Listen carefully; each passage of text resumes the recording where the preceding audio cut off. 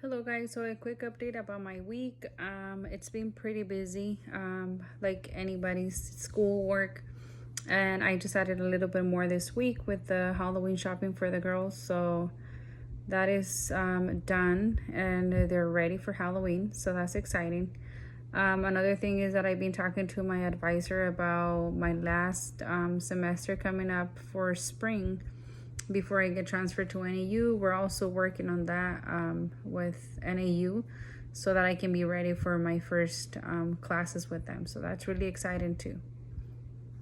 Alrighty, so for this today podcast, what is the main takeaways or lasting messages the doctor makes in this podcast?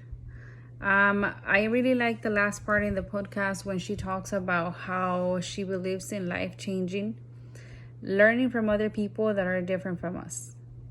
In this message, she's using, I believe, persuasion with ethics. And I say this because she's showing how much she respects the way other people think, and is inviting us as well to get surrounded by people that are different from us. She's also addressing an issue in this podcast by making aware of all of the negative things that are happening in the world.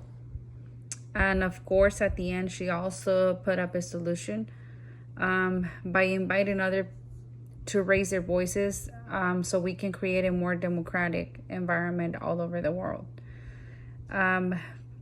Based on the information regarding the lecture, second question, she is definitely showing emotions, I believe, towards the topic, which had her audience connected and made it easier to follow it and maybe to think more a little bit about the situation.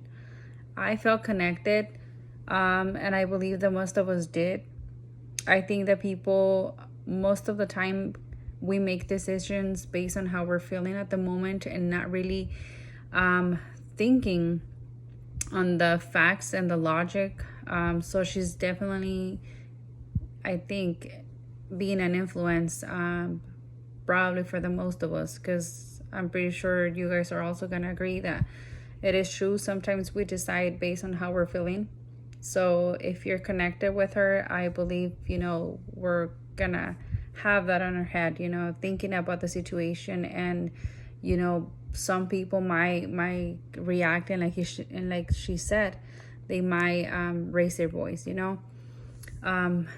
Question number 3. In what ways does Dr. Shafak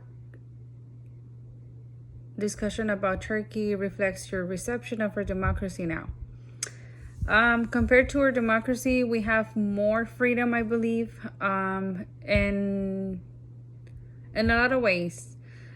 But I still think that we need to learn from a lot from other different people, like she said.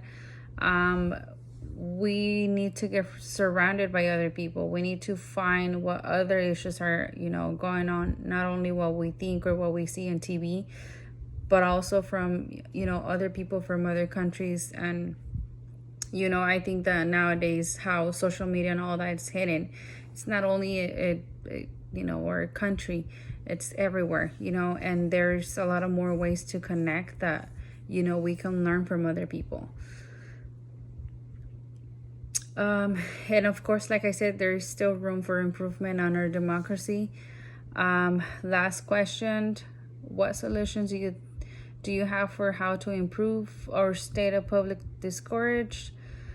First, I think I want to mention what the purpose of a discourage is in persuasion. It is to inform and discover for one needs and to create. We need to be more open as a society, to open forums for people to express their voice, their concerns, and their opinions without any fears, I think, for judgment of what they think or what they might feel they need to change. This will bring them, a better decision making in the process of democracy. Having other people, you know, basically tell us what's going on in the world.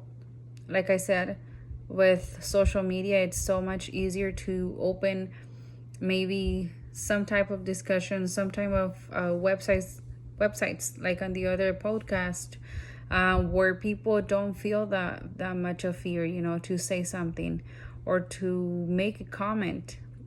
So I think we just need to create more of this sources available for all of us, so we can communicate better and find out what's going on all over around. Alrighty, thank you so much, and I can't wait to hear from you guys.